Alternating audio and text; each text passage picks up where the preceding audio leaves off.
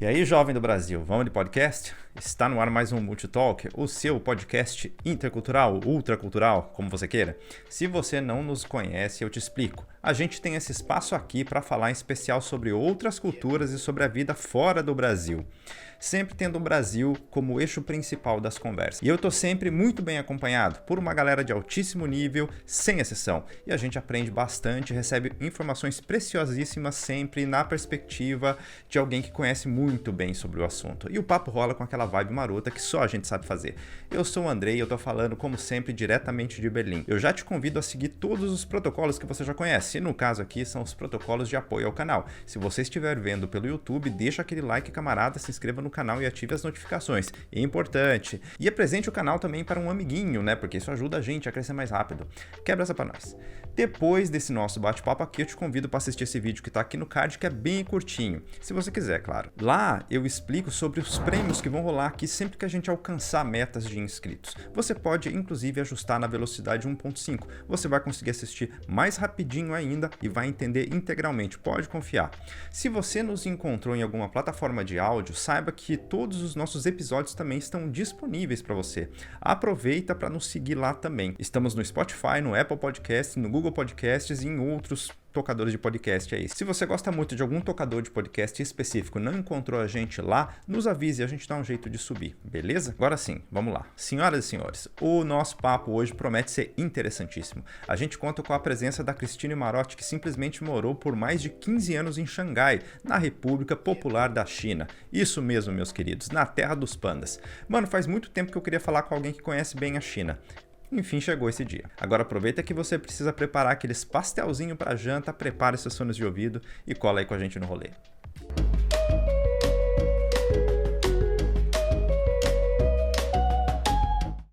Cristine, antes de qualquer coisa, eu gostaria muito de te dar as boas-vindas aqui no nosso espaço, te agradecer a participação no nosso projeto.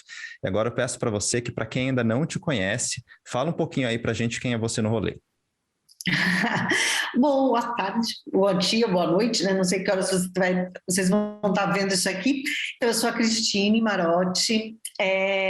Muito obrigada pelo convite, porque também a gente que está fora do Brasil, a gente também tem uma rede que se ajuda, né? E eu acho isso muito interessante. Então, resumindo, o resumo, eu estou 17 anos fora do Brasil, 16 anos na China, e estou um ano em Portugal, né? Mas na realidade todo o meu foco do meu trabalho ainda é a China, porque eu me especializei em cultura chinesa, né? Então eu faço consultoria, eu tenho um curso online que quem tem interesse em cultura chinesa pode comprar e assistir, né, no seu tempo lá. E eu acabei fazendo China na minha vida. Na realidade, tudo começou por uma falta de opção quando eu larguei meu emprego para acompanhar meu marido na China, né, que ele foi expatriado para a China. E assim, eu já tinha 44 anos quando isso aconteceu, né, na realidade fazem 12 anos. É uma longa história, depois a gente pode até falar sobre isso. Fazem 13 anos que eu parei de trabalhar, porque aí eu resolvi ir para a China com o meu marido. E eu tinha que me reinventar, né, porque eu sempre trabalhei e a vida estava... o que que eu sabia fazer? Eu gosto... né, eu estava descobrindo a cultura chinesa, naquela época não existia nem smartphone, e as pessoas tinham muita curiosidade sobre a China, muito mais do que hoje, ainda tem hoje, mas naquela época era muito mais. E aí eu comecei a escrever um blog para minha família, achando que só minha família ia ler, meus amigos, né? Aí, de repente, quando eu vi, tinha um monte de gente lendo, e foi assim que começou China na minha vida, que é o meu blog, que tem 13 anos, né, praticamente. E aí foi o Instagram, eu lancei um livro, aí eu fui fazer esse MBA, me especializando em cultura chinesa, numa universidade chinesa, e estou aqui agora em Portugal, numa nova fase, mas a China continua na minha vida. Ah, não dá, depois de tanto tempo, né, no mesmo lugar, a gente cria uma conexão afetiva, é complicadíssimo você se desvincular assim, né, tão facilmente, não dá. A China não vai sair da sua vida, nem que você queira. Ainda mais porque eu mantenho esse vínculo profissional, né? Então, mais ainda ela não sai. E você morava em Xangai? Eu morei, então assim, quando meu marido ele foi para Changchun, que é no norte da China, divisa com a Mongólia, e naquele lugar é tipo assim, menos 28 graus, né? Temperatura abaixo de zero, quase 8 meses no ano, e não tinha escola internacional, então eu não fui, eu fiquei numa ponte aérea, né, de 2004 a 2008, entre Brasil e China. Aí em 2008, final de 2008, meu marido foi transferido para Xangai e aí a gente foi de vez. Então eu cheguei de fato na China em janeiro de 2009. Ok. E de lá para cá, essa é a Uhum. história. E vem cá, e Xangai? Conta aí pra nós, por que é uma cidade legal de se morar? Assim, a gente não... Hoje em dia a gente conhece um pouquinho mais do que antes, né? Óbvio, até por causa da globalização e acesso à internet e tal. Se a gente quiser ver fotos, se a gente quiser ver um rolê, a gente até consegue achar. Mas por que um forasteiro que eventualmente conheça a cidade fala assim, nossa, eu tô seduzido por esse lugar aqui? O que motivaria alguém a permanecer nessa cidade? Xangai é a Nova York do Oriente, né? Então, assim, é uma cidade que encanta. Então, as pessoas, na época que eu estava na China, antes da pandemia, eu cheguei a trabalhar como guia em Xangai. Mas assim, eu não era guia, mas por conta do blog, as pessoas me pediam, eu não falo inglês, que não adianta muita coisa, mas eu não falo inglês e eu queria conhecer a cidade pelos olhos de alguém que mora na cidade. Aí começou uma propaganda boca a boca entre esses meus clientes, e eu nunca fiz propaganda disso, mas eu sempre tive bastante cliente para fazer esse turismo de ver o Xangai pelos meus olhos, né? Então, assim, eu tenho histórias muito divertidas de pessoas, assim, de casais, e geralmente eu pegava só casais, né? Nunca peguei grupo, nada. E assim, tenho história assim, de um casal que ele comprou a passagem para ir para a China escondido da esposa. Uhum. Ela só ficou sabendo praticamente na véspera. E ela foi de mau humor, porque ela falava assim, eu não quero conhecer a China, tem tanto lugar no mundo, o que é que eu vou fazer na China? Eles estavam indo, acho que o destino final era Singapura. Ela estava achando que ela ia para Singapura. E aí, só que tem aqueles voos, né, de conexão, e essa conexão parava na China, ele falou, não vou perder a chance de conhecer a China. Gente, ela estava num mau humor, assim, que era visível. E aí nós começamos a passear, eles ficaram 3 dias em Xangai, a gente foi passeando e eu mostrando a cidade, não sei o quê, de dia, de noite. Gente, no final ela não queria ir embora, porque ela falava assim, mas aí ela foi para Hong Kong, ficou uns dias em Hong Kong, ela falava assim, eu não sei o que ela me ligava, eu não sei o que eu estou fazendo em Hong Kong, essa cidade não tem nada, eu queria estar em Xangai, porque aí a gente se divertia mais. Então é isso, Xangai ela tem uma magia, sabe? Aquele band, se vocês entrarem no meu Instagram, né, no China na Minha Vida, tem muita foto de Xangai, muito vídeo de Xangai, porque eu morava lá, né? Por mais que eu falasse da China toda, como um todo, Xangai era a minha casa, né? Uhum. E era assim, era incansável, sabe? Toda vez que eu ia ao Band, que é na beira do rio, né?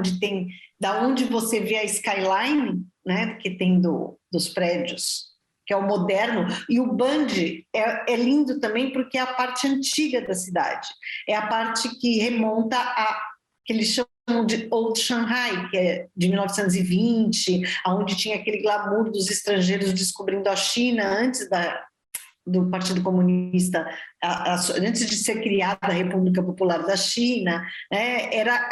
Era um lugar glamuroso, sempre foi. Xangai sempre foi além da China, né? E aí as pessoas ficam encantadas. Então, assim, se eu fosse lá todo dia eu ia sair com a minha máquina cheia de fotos, né? Porque era impossível não tirar. E tem aquela torre de pérola que parece uma coisa fora do contexto, mas ela é Xangai viva. Bom, você já viu que eu sou apaixonada por Xangai. Tô vendo. Mas mesmo assim, eu imagino que o choque cultural tenha sido grande, né? Por mais que seja uma metrópole e tal, né? O que mais, sei lá, segundo a sua experiência, é o mais desafiador, assim, em termos de adaptação? Sim, porque olha assim, quando eu cheguei em Xangai era em 2009, tá? Não era a Xangai de hoje. Né? Quando a gente chegou na China, em 2004, também não era a China de hoje. Né? Eu falei no começo, eu cheguei na China na época que não tinha smartphone, né? Não tinha internet na rua. Eu me lembro que eu acho que o iPhone começou a chegar nas mãos do público em 2008, se não me engano, né? E aí, daí para diante, que essa coisa de smartphone começou a se popularizar, e mesmo assim a gente não tinha muitos recursos, né? Então, era muito na raça. Então, assim, Changchun, que é uma cidade chinesa, com certeza, que ela fica lá no norte da China, onde as pessoas têm uma cultura muito mais arraigada, né? Porque é muito mais difícil sair de lá, não tem tanto contato com o estrangeiro, até hoje, né? Mesmo a China estando mais aberta, tudo mais. Então, a gente tinha que vencer, né? Tanto, um dragão por dia, né? Tanto que o meu livro se chama O que eu aprendi com o dragão. Não é um leão por dia, né? É um dragão por dia. É matar um dragão por dia. Sensacional. E você aprender a conviver com isso. Quando a gente mudou para Shanghai em 2009, para nós foi tipo assim, sabe, o paraíso é um upgrade na sua vida. Por quê? Porque a gente já conhecia o que era a China de verdade, né? Porque a China tem muitas facetas. Primeiro, é um país enorme, uma população gigantesca, você vai ter diversidade cultural imensa dentro da China, porque são 56 etnias, né? Então, cada uma tem a sua história. Como no Brasil também, a gente também tem uma diversidade cultural muito grande, o Nordeste, o Norte, o Sul, né? Mesmo o Sudeste é muito diferente. Então, isso faz com que a China seja uma incógnita para muita gente, né? E aí, quando a gente foi para Xangai, para nós foi um upgrade, porque a gente já vinha de uma China muito mais chinesa, né? Muito mais raiz, que a gente chama. Agora, tem um impacto, sim, né? Porque fala assim, todo mundo fala inglês? Não, nem todo mundo fala inglês, né? Muito pelo contrário. A China tem... por outro lado, o povo, eles são muito amigáveis com o estrangeiro, né? Pelo menos eram antes da pandemia, amigáveis com o estrangeiro, e eles tentavam te ajudar no que podiam, mas chega uma hora que a comunicação é terrível. Então, assim, se você me perguntar o que mais impactou a minha mudança, foi a comunicação, né? Os hábitos, eu trabalho com cultura chinesa, então, assim, eu digo, a gente tem que entender, respeitar e aprender a conviver com a cultura do local onde a gente vive. Inclusive, assim, né, dando um salto adiante, aqui em Portugal, né, porque mesmo em Portugal não é o Brasil, né? Então imagina na China, né? Então é isso. E eu sempre falo para as pessoas, às vezes as pessoas chegam e falam assim, porque o chinês é mal educado. Ele não é mal educado. Ele tem um outro padrão de educação diferente do nosso. E muitas coisas que a gente faz, por exemplo, dar beijo em todo mundo, para eles isso é uma falta de respeito sem tamanho, né? Porque a gente brasileiro conhece, eu te conheci no ponto do ônibus, capaz de quando eu ir embora dar um beijinho, tchau, até a próxima, né? A gente tem essa mania e é tão natural que a gente não percebe. Se você parar para pensar, você mal conheceu uma pessoa, você já está dando beijo, né? Tudo bem, aquele beijo no rosto, tudo mais. E na China, isso homem e mulher, então, é uma questão assim, é um desrespeito, eles veem isso como realmente um problema. Então, são pequenas coisas que fazem a diferença. E o interessante é que eu acho que a gente tem que aprender. A gente tem que aprender, não concordo com tudo, né? Muita coisa na China, apesar de eu ser uma apaixonada pela China, tem muita coisa que eu não concordo. Mas, enquanto eu estive lá, eu tentei respeitar ao máximo, porque era o país que estava me acolhendo. Você falou dessa coisa da amigabilidade, vamos dizer assim, né, deles serem pessoas assim cordiais, né? Eu estudei com chinês também e ele era uma figuraça.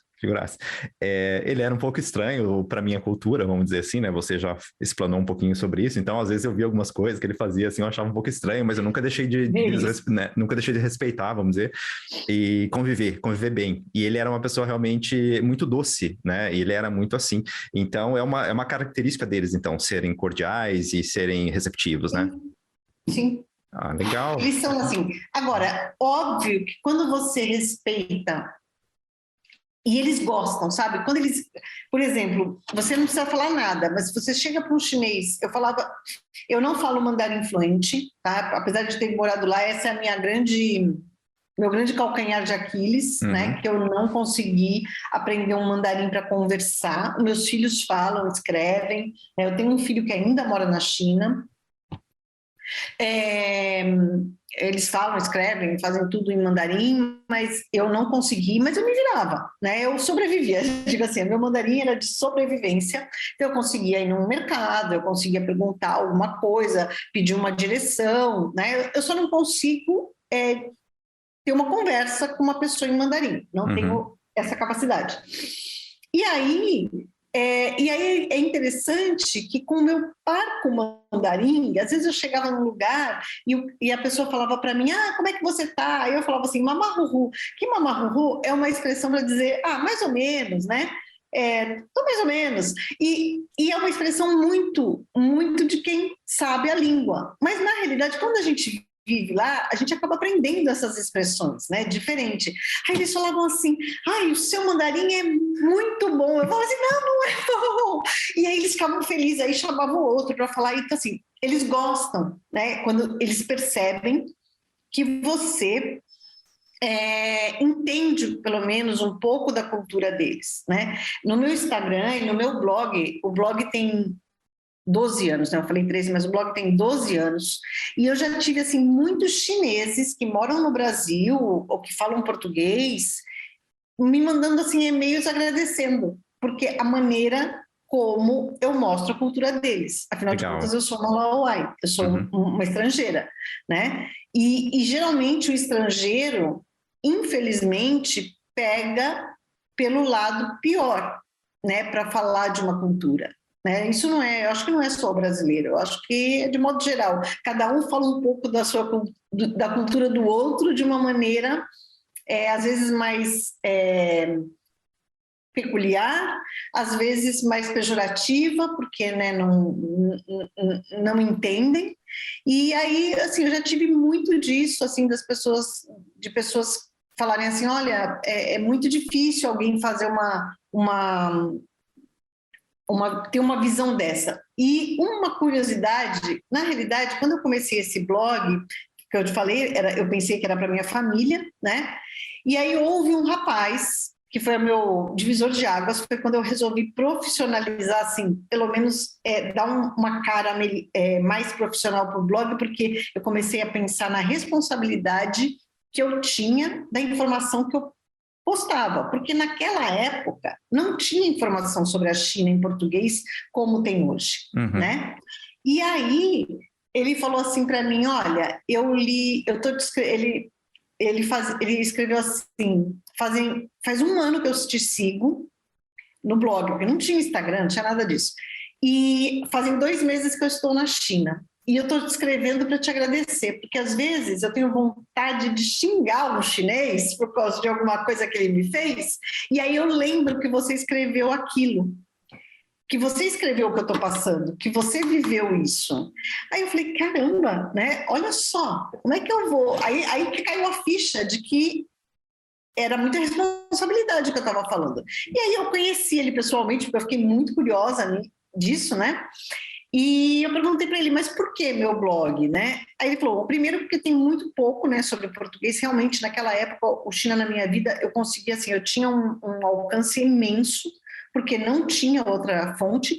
E ele falou assim, porque você conta todos os perrengues que a gente vai passar, mas de uma maneira mais leve, né? Tipo assim, ó, não é fácil, e realmente eu falo isso, né? Não é fácil, você não concorda com tudo que eles fazem, mas você pode olhar o seu copo meio cheio ou meio vazio, né? Aí vai da sua opção. Eu prefiro olhar meio cheio.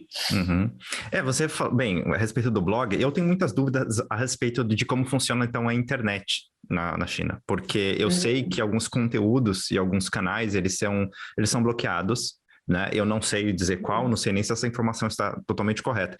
O que eu sei sobre isso, o pouco que eu sei é sobre o Shudong, né? Eu sou o rapaz com quem eu estudei, que falava, ele, por exemplo, não tinha Facebook na época, né? Ele não tinha Facebook na China, e quando ele chegou na Espanha, eu conheci ele na Espanha, eu fiz mestrado na Espanha, ele estudou comigo lá, e ele fez o perfil de Facebook lá e começou assim, a interagir um pouco também com o grupo, né? Porque a gente tinha um grupo do Facebook, da galera, do mestrado e tal.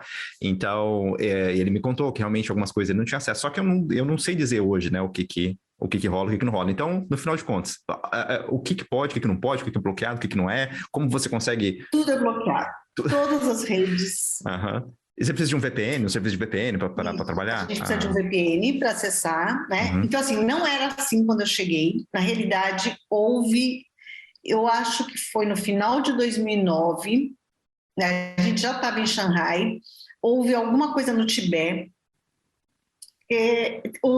A China tem aqueles assuntos que ninguém fala lá dentro, né?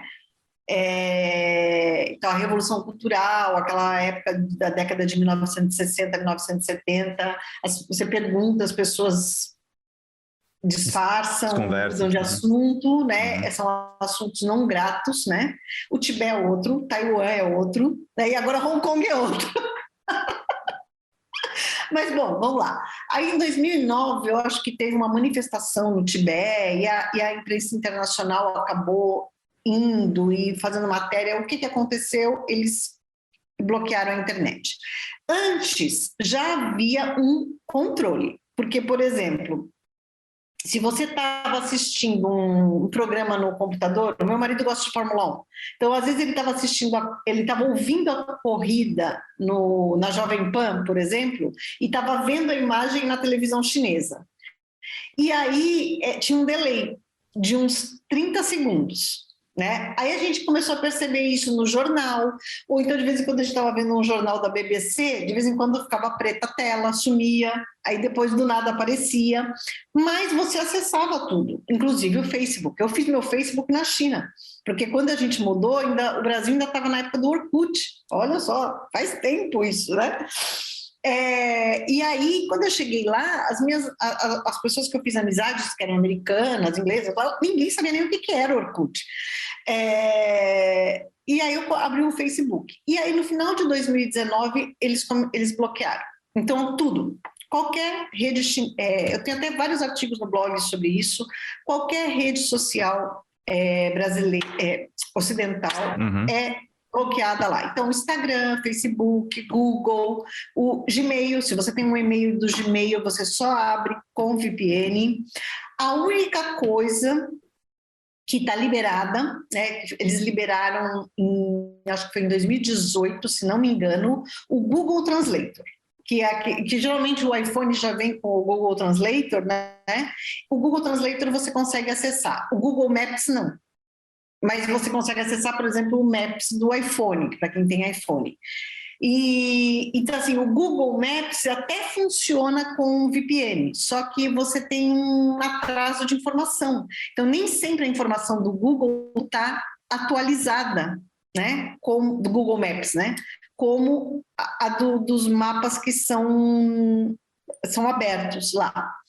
Aí você precisa usar o VPN. Só que assim, né? Aí todo mundo fala assim, como que eles vivem sem Instagram, não sei o quê? Porque, gente, eles têm as redes próprias. Então, assim, eles têm um tipo de Instagram que é deles, eles têm o Twitter, que é o Weibo, eles têm o WeChat, que é uma mistura de Instagram, Facebook, WhatsApp, tudo junto, misturado e muito melhor, com muito mais facilidades, né? Com muito mais...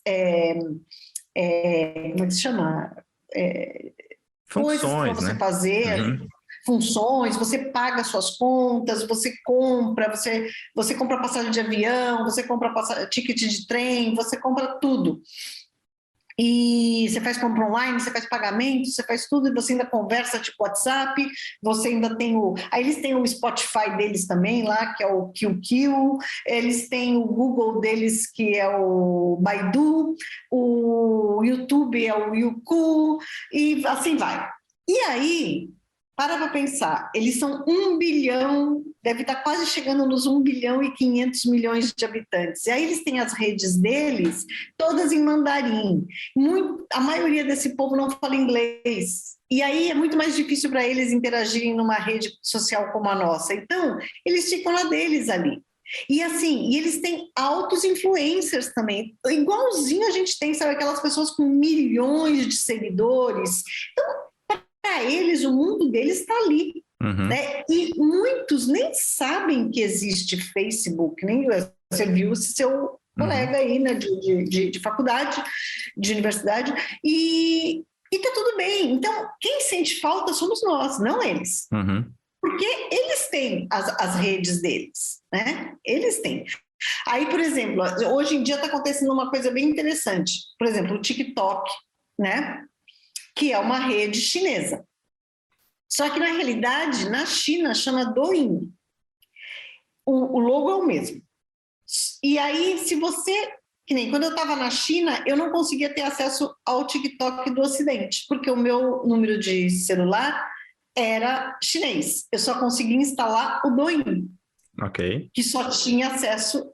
E se você entra no Douyin, você não vê nada de estrangeiro lá. Você só vê coisa em mandarim, né?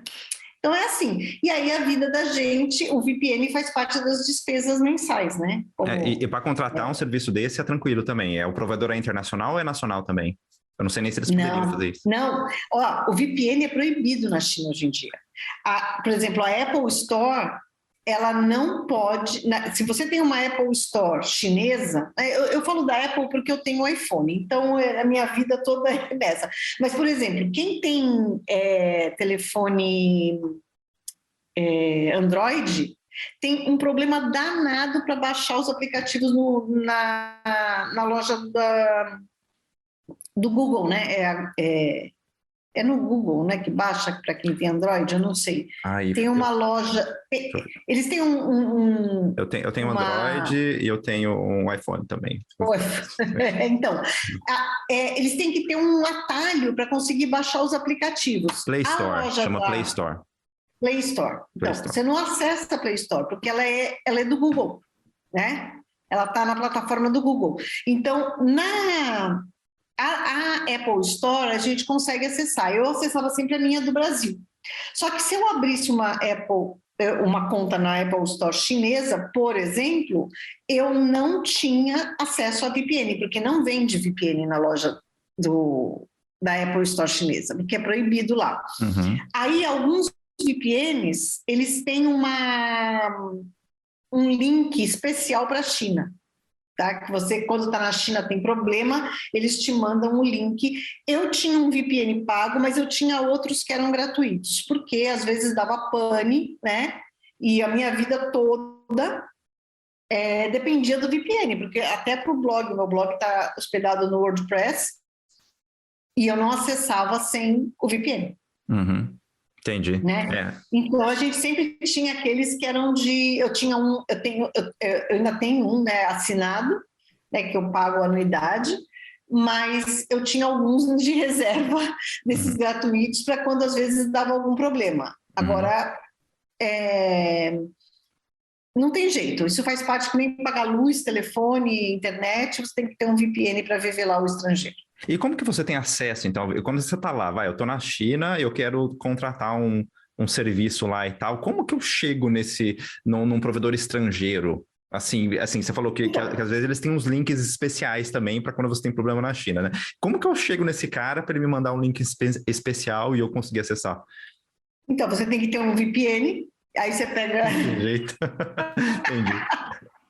Entendi. Resposta perfeita. Assim, tem certas coisas que a gente simplesmente vive. Quando as pessoas me contratavam, tanto quando as pessoas faziam... Eu também faço alguns treinamentos para famílias que estão mudando para a China, né? Sobre a cultura, o que vai encontrar lá, escola de criança, essas coisas. Para relocation. E aí, a coisa que eu falava assim, olha, a primeira coisa da lista, cheguem na China com o seu VPN baixo. Perfeito. Quando a pessoa ia viajar e pedia uma mentoria para falar da viagem, eu nem fazia guia, mas eu ajudava a fazer roteiro, essas coisas. Primeira coisa da lista, baixe um VPN antes de chegar. Né? Você consegue baixar? Consegue, mas você vai ter muito mais trabalho. Né? É melhor chegar já. Hoje em dia, ainda mais. Né? É melhor chegar já É melhor resguardado. chegar já monitorado, já com o seu VPN instalado, que aí você não vai passar nervoso. Uhum. E em relação ao que eu te perguntar também, eu sempre pergunto isso para as pessoas com quem eu converso, sobre o trabalho no país, né? Você comentou que em muitos lugares as pessoas nem outros idiomas também não falam, né? Os chineses e tal.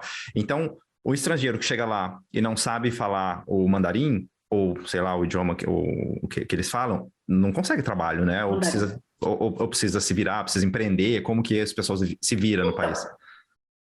Na realidade, assim, o meu marido foi para lá trabalhar, ele trabalhava numa empresa multinacional da indústria automotiva. Então, quando a gente foi para Changchun, que era o lugar mais difícil, né, que a gente morou, ele tinha uma tradutora 24/7. Ele podia ligar para ela a qualquer hora. Ela estava com ele no escritório o tempo todo. Se a gente era convidado para um jantar, ela ia junto. Se a gente queria fazer uma viagem, ela ia junto, né? Hoje em dia, as empresas não estão tão...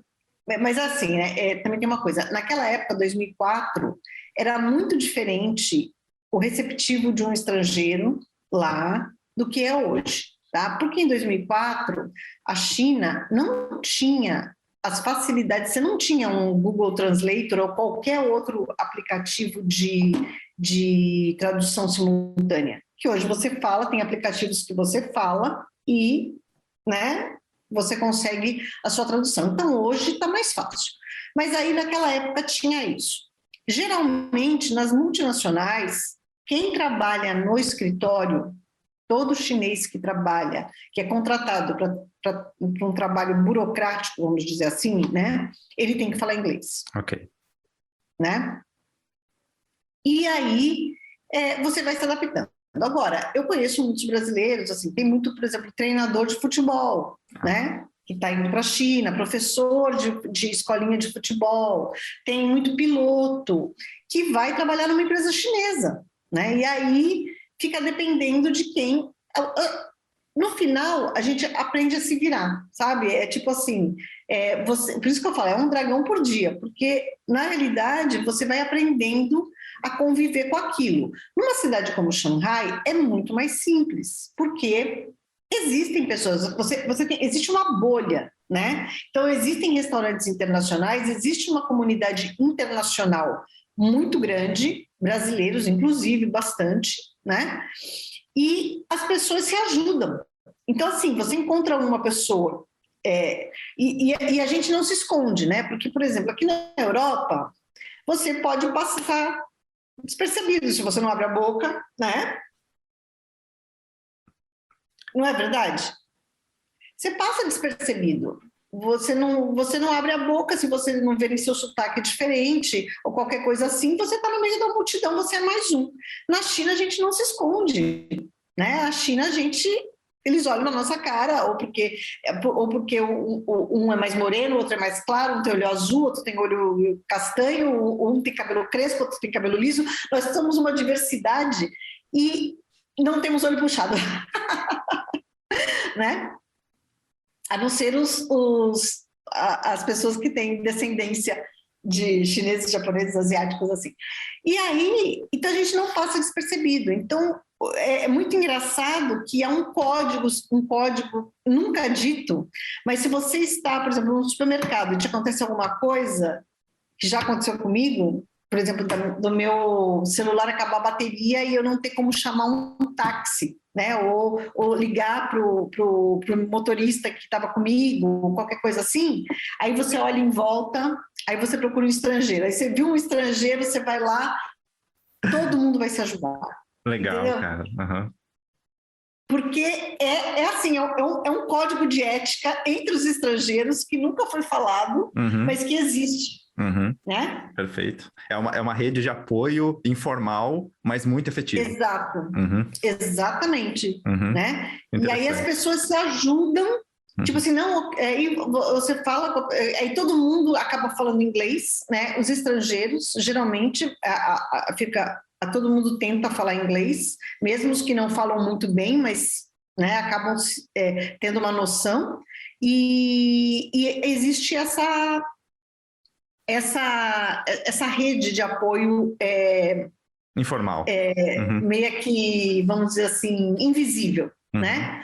Agora, é ir com a cara e com a coragem. É mais fácil se você falar mandarim?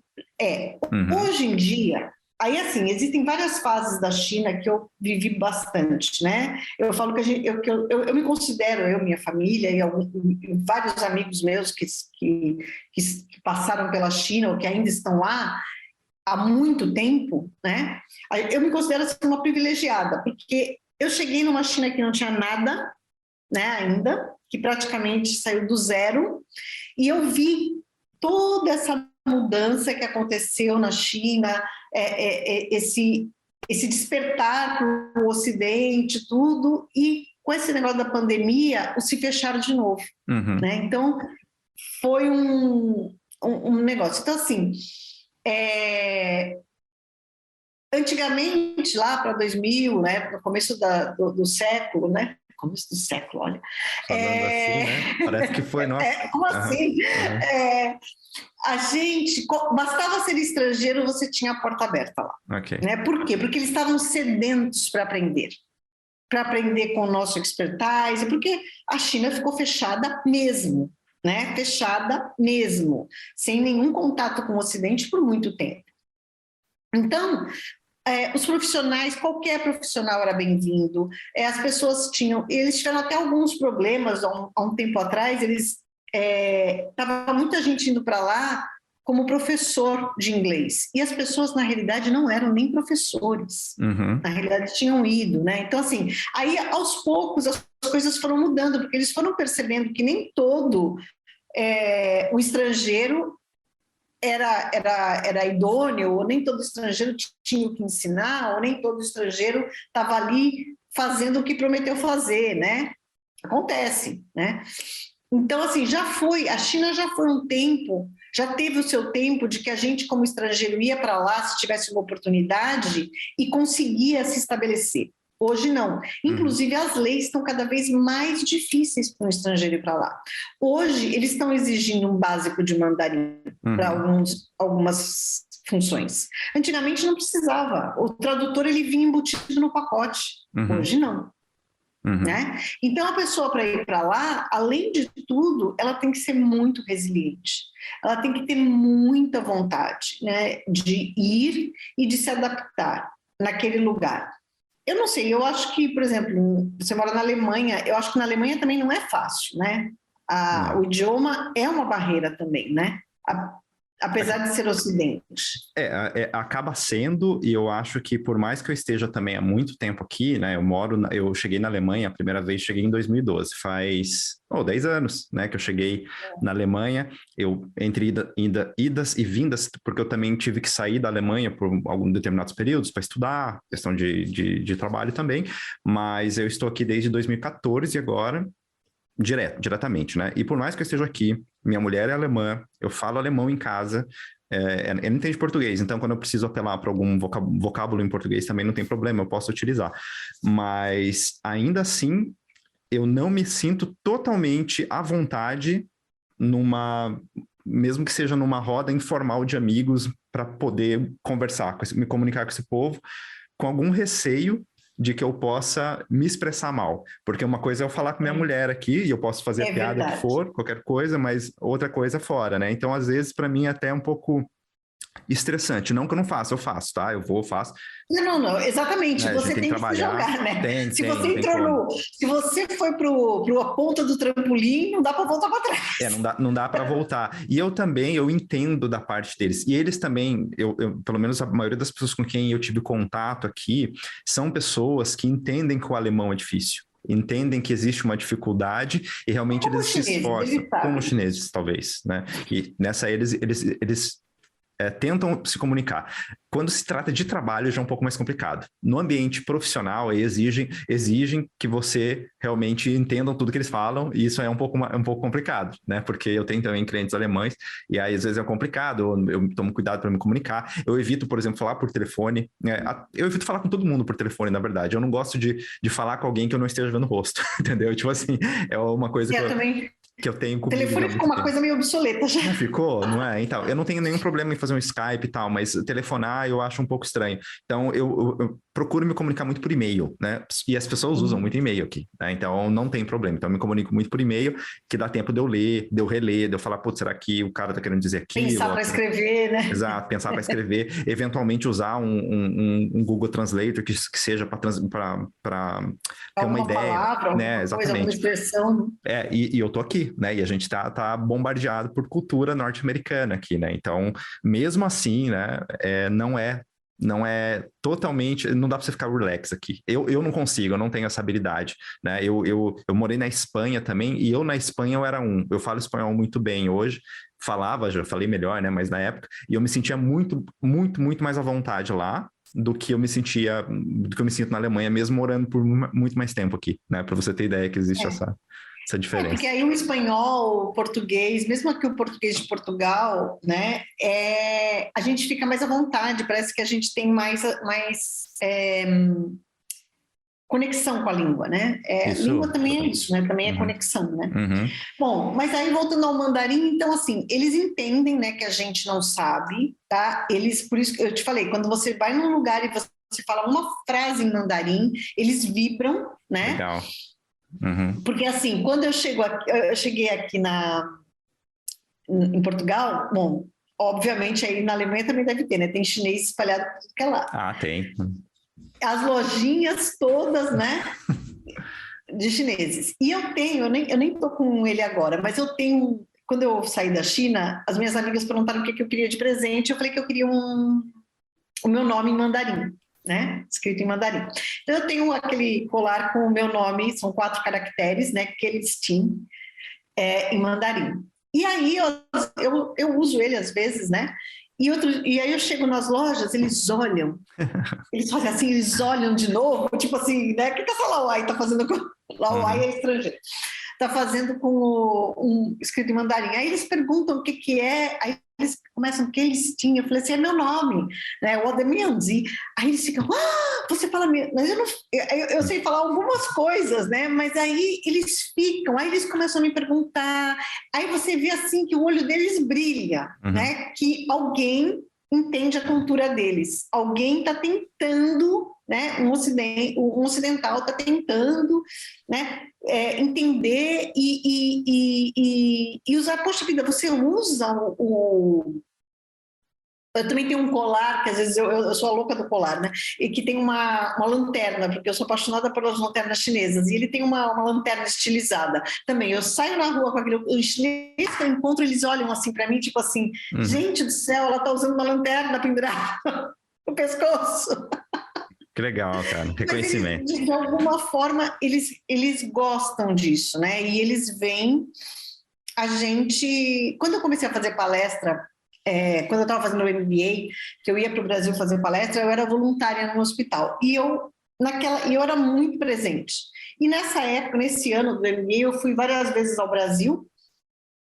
E aí a moça que era a gerente, né, dos voluntários lá, ela falou para mim, mas você anda sumindo, né? De vez em quando você some. Eu falei assim, porque eu vou para o Brasil, não dá para ir no Brasil hoje e voltar amanhã. Né? São quase 40 horas de viagem. Aí ela falou assim, eu falei, porque eu estou fazendo palestra sobre a China. Ela olhou para mim, assim, sobre a China? Mas o que você fala sobre a China? Tipo assim, não tem nada para falar sobre a China. Né? E aí eu expliquei para ela que eu falava dessa coisa dos costumes, tudo, e aí esse foi um insight que eu tive sobre a educação, né? E ela ficou curiosa de saber. Toda vez que eu ia lá, ela falava assim, mas me conta, o que você fala sobre a China? Eu falava assim, meu Deus, como é que eu vou explicar para essa moça o que eu falo sobre a China, né? Aí um dia eu falei para ela assim, sobre a questão dos hábitos, né? Vocês têm hábitos diferentes do nosso. Então, por exemplo, essa questão porque eles arrotam, cospem, escarram, né? Em qualquer lugar, né? Soltam pum. Porque... Segundo o taoísmo, olha só que louco, segundo o taoísmo, né, que é uma das religiões que é mais fortes na China depois do budismo, é o taoísmo, tudo que o seu corpo quer pôr para fora, você tem que se manifestar. Então, se você tem sono, você tem que dormir. Tá? Então, assim, eles dormem em qualquer lugar também, né? se você comeu demais e está enfaixado, você vai ter que arrotar. E aí eles arrotam no meio da mesa, no meio do jantar, e está tudo bem, e tudo continua como se nada tivesse acontecido. Não, mas o pum é estranho, cara. Não, o pum não, é muito estranho. Então, assim, é o que eu falo. São as coisas que eu não concordo, mas que eu procuro entender e ver esse lado deles, né? Aí eu falei para ela assim, então, arrotar na mesa, sabe? A gente não faz isso. Isso é muito falta de educação no Brasil, né? Uhum. Ela assim, mas aí, assim, a cara dela, eu devia, naquela época não tinha essa coisa de fazer vídeo, mas eu devia ter feito um vídeo, porque ela falou assim, ué, isso quer dizer que se você me convidar para jantar na sua casa e eu estiver bem satisfeita, eu não posso arrotar na mesa? Falei assim, eu preferia que não, né? Eu preferia que não. Aí ela falou assim, e como é que você vai saber que eu estou satisfeita? Que eu gostei do seu jantar? Uhum. Eu falei para ela, você pode dizer que a comida estava boa, né? Qualquer coisa assim. Mas aí você para pensar, aí você junta, né? Aquilo que eu estava aprendendo, né, a respeito de cultura e de tudo mais, aquilo que eu já tinha vivido, porque isso aí já era 2014, né? Então eu já tinha vivido muita coisa, já tinha. Na realidade, eu falo que esse MBA foi só para validar muita coisa que eu já sabia. Uhum. Porque, assim, na realidade, eu sabia de muita coisa eu aprendi no MBA, mas muita coisa eu falei assim: então não é meu achismo, isso é um estudo, isso tem um fundamento. Tem né? método, então né? Tem método. Você se sente mais confortável de falar sobre isso, porque você sabe que isso está validado, né? Aí que eu falei, então, assim, na realidade, para ela, se ela for jantar na sua casa e a comida estiver muito boa e ela não arrotar na mesa, ela não vai estar mostrando para você que ela ficou satisfeita com o seu convite. Olha que coisa maluca. Então, quando eu falo assim, eles não são sem educação, eles têm outros códigos, é isso. Basicamente perfeito. É isso. Perfeito. Né? Entendo. Eu queria te fazer uma pergunta agora que faz parte da pesquisa que eu estou fazendo. Eu estou desenvolvendo uma pesquisa. Está longe do final ainda, mas eu gosto de saber sobre isso, a opinião das pessoas. Você, na sua opinião, você acha que nós, como brasileiros que moramos no exterior, temos contato com outras culturas, de alguma forma temos um conhecimento que é um certo privilégio em relação a muita gente, principalmente que está no Brasil. Você acha que a gente, morando no exterior, aprendendo o que a gente aprende, nós conseguimos de alguma forma colaborar com o desenvolvimento do Brasil como nação, de alguma maneira? Eu posso te dar algumas pistas nisso aí, que eu já perguntei para outras pessoas e o caminho que eles levaram para me responder, o caminho que eles tomaram. Algumas pessoas falaram da questão financeira mesmo, né? Tipo, eu mando dinheiro para minha família. Beleza, eu acho que é uma maneira também de você ajudar. Algumas pessoas são engajadas, digamos, em ONGs, né? Dão dinheiro para ONGs no Brasil. Algumas pessoas também enviam, digamos, algum tipo de recurso também para, como é que fala? Casas de repouso, hospitais, institutos. Algumas pessoas já foram mais para o lado do tipo assim, eu produzo conteúdo, porque eu acho que é interessante que as pessoas tenham acesso à cultura também, porque a cultura é uma maneira também de ajudar as pessoas a entenderem que há uma outra maneira de viver, né? Principalmente, né, desse lado, né? Se tomar se tiver defender certos pontos de vistas, né? Se, defender certos direitos ou certa posição política e tal, a gente pode melhorar nesse sentido. Algumas outras pessoas foram mais para o lado do tipo de diplomacia. Eu vou falar, eu estou chamando de diplomacia informal porque eu não arrumei ainda talvez uma diplomacia indireta, que é do tipo, eu representar o meu país fora, né? Eu transmitir sobre impressões sobre o meu país para que coisas que não chegam a eles, né? Pela imprensa normal e tal, até porque para chegar na imprensa internacional tem que chegar na imprensa nacional. E a imprensa nacional não vai muitas vezes divulgar uma coisa muito óbvia para as pessoas. Né? Só que quando se trata de um estrangeiro, ninguém sabe. Então, pessoas foram por diferentes caminhos. Na sua opinião, a gente como estrangeiro tem como ajudar o Brasil de alguma forma a se desenvolver como país, como nação, as pessoas? Ou isso é muito difícil? Olha, eu concordo, assim, eu sigo várias vertentes desses exemplos que você deu, né? Então, por exemplo, assim, eu não deixo de ajudar, hoje em dia, eu não tenho uma instituição que eu ajude regularmente, mas eu tenho algumas que eu sei que de vez em quando eu posso ajudar, tá? Isso é uma visão que a gente traz de fora.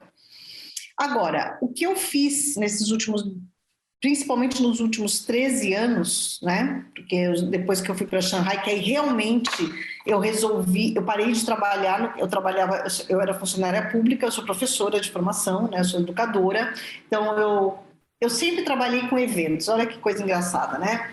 Dentro da educação, eu coordenava um centro de capacitação de professores, né? Então eu sempre fui a pessoa de comunicação, de organizar evento, seminário, palestra, essas coisas. Aí eu fui trabalhar na Secretaria de Cultura. Olha que louco. E eu fiquei muitos anos na Secretaria de Cultura fomentando o quê? Que as pessoas abrissem a cabeça, né? Que numa cidade de periferia muito forte, eu trabalhava na prefeitura de Praia Grande, no litoral de São Paulo. Então, é uma cidade pobre, né? Assim, tem muitas necessidades, inclusive culturais, né? Como várias cidades no Brasil. E aí, eu fui para a China e aí eu comecei a aprender com a cultura e com essa minha facilidade de entrar nos lugares, porque eu já fazia isso há muito tempo, de ir para lugares que nem todo mundo ia, né? E aí eu comecei a escrever esse blog e quando eu vi, eu estava ajudando muita gente que estava mudando para a China numa época que não tinha informação. E aí eu comecei a levar a sério, como eu te falei, eu vi a responsabilidade disso. Então hoje, da mesma forma que muitos chineses que moram no Brasil me agradecem por eu ter levado esse lado mais otimista da China e mais bonito da China, né, para o Brasil, no caso, e para Portugal, eu tenho muito seguidor de Portugal, sempre tive, por causa do idioma, né, claro. Eu também... tem muita gente que me escreve, muito brasileiro, que me escreve e fala assim, olha, eu estou conhecendo um mundo que eu não imaginava que existisse através de você, né? Então, essa coisa da gente fazer conteúdo, e infelizmente, nem todo mundo pensa assim, mas a partir do momento que você uma pessoa que produz, um produtor de conteúdo, você tem que ter muita responsabilidade no que você faz, né? Porque você está levando aquela informação. Você pode fazer, mudar. Tem gente que fala assim, eu tenho vários depoimentos de pessoas assim, olha, eu só vim visitar a China porque você me convenceu através as pessoas nunca tinham falado comigo, mas através das minhas postagens, tudo, você me convenceu a vir conhecer a China. Teve esse caso aí desse casal que eu nunca vou esquecer, né, da mudança que a gente pôde fazer nessa coisa, e hoje ela falou que ela era louca para voltar para a China, para conhecer a China com outro olhar, porque ela foi com aquele olhar de que não tinha que ir, e ao mesmo tempo a questão da resiliência que a gente passa de morar fora. Então eu também faço uma palestra que às vezes quando eu vou para o Brasil eu faço, e eu já fiz até na China com brasileiras, né, com grupos de brasileiras, sobre essa questão das nossas escolhas, né? E isso eu fui capaz de fazer por conta da minha escolha de viver fora. Né? Então, eu já vi muitas pessoas, eu já vi muitos profissionais, eu nem vou dizer maridos, né? Mas eu já vi muitos profissionais, tanto homens quanto mulheres, que foram para a China por uma oportunidade de trabalho e falar assim, olha, obrigada, porque se eu estou aqui foi porque você convenceu meu parceiro, minha parceira de estar. Ela ficou mais cômoda, né? Ficou mais confortável com a ideia. Exato, porque a primeira coisa é que quando você fala assim, imagina, você chega para sua mulher, você tem, sei lá, 2 filhos pequenos, né? Ou adolescentes, sei lá. Você chega para sua mulher e fala assim, nós vamos mudar para a China há 10 anos atrás, né? Você fala assim, o quê? Como assim? Né? Onde que eu vou viver? O que que eu vou fazer? O que que eu vou comer? Que é a pergunta que eu mais ouvi na minha vida, depois que eu mudei para a China, assim, o que que você come, né? Então, assim, se eu encaro isso como uma contribuição, hoje tem muita gente falando sobre a China no Brasil, mas não tinha até 2017, mais ou menos, foi quando eu lancei o livro. Eu me lembro que o lançamento do meu livro foi meio que assim um marco, porque aí o Instagram começou a se popularizar, as pessoas que moravam na China começaram a falar assim, também vou mostrar. Então, hoje tem muita gente que mostra as coisas, tem muita gente que trabalha com a China com questão de importação, exportação, e também quer levar esse know-how, né, que conseguiu. Então, eu vejo assim, eu acho que, de alguma forma, a gente acaba contribuindo.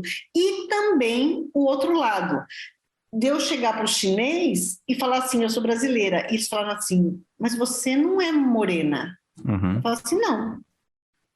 Eu falei, aí eles falam assim, não, mas você... Ou então você joga futebol? Eu falo assim, não sei nem da cor não sei nem se a bola é redonda ou quadrada. Né? Não é assim. E aí eu falo para eles assim, olha, mas no Brasil eu tenho uma amiga que ela é descendente de chinês e ela é brasileira. Né? E eles ficam assim, como assim? Eu falo assim, aí chega uma pessoa, uma moça que é do sul, loira de olho azul, eu falo assim, ela também é brasileira, né? E chega aquela pessoa negra, e ela também é brasileira, e todos somos brasileiros, e aí eles não entendem, né? Como que um país pode ter tanta diversidade, né? Muita diversidade, né? Porque nós somos um país que tem muita diversidade de raça, né? E você sabe uma coisa muito engraçada? As pessoas que eu conheço que mais sofreram preconceito, os brasileiros que mais sofreram preconceito na China, são os asiáticos. Os que têm ascendência asiática? Os que têm... Porque muitos não falam, por exemplo, muitos são descendentes de japonês, eles não falam mandarim, né? E aí chegam lá, o chinês, ele vai em cima. Então, assim, eu tinha uma professora de inglês que ela era descendente de chinês. E ela foi para a China para aprender mandarim, porque ela nasceu na China, mas mudou para os Estados Unidos, acho que quando começou o negócio da República Popular da China, então ela era bebê. Então, ela é americana. E aí, ela foi para a China para aprender mandarim. E ela começou a dar aula de inglês, né? E às vezes a gente ia almoçar depois da aula, né, para treinar. E aí as pessoas chegavam numa loja e eu falava mais mandarim que ela naquele momento. Só que quando a gente chegava numa loja, os vendedores se dirigiam a ela. Claro. E ela ficava olhando para minha cara, tipo assim, me ajuda, o que eu vou fazer? E aí eu respondia a pergunta para o vendedor, e eles olhavam, e aí ficava aquelas coisas assim, né?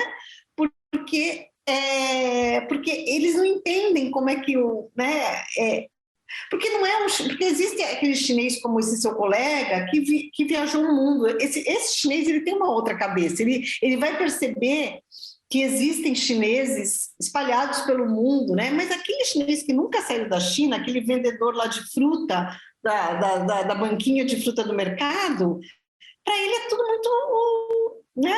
Ainda mais que eles têm essa coisa por causa do idioma mesmo, eles se fecharem naquela bolha deles, né?